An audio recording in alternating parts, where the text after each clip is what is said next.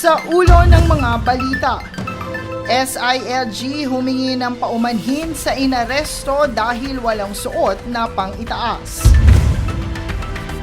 3 kadete ng PNPA arestado at kinasuhan dahil sa inhuman form of hazing. DOH tiniyak na sapat ang supply ng gamot at walang magiging taas presyo hanggang Hunyo.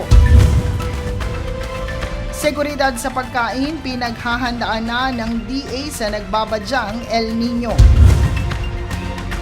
Mga solusyon sa krisis sa langis tinatalakay sa Kongreso. Magsasaka at iba pang sektor nagprotestang ibaba ang VAT at presyo ng langis sa batasang pambansa.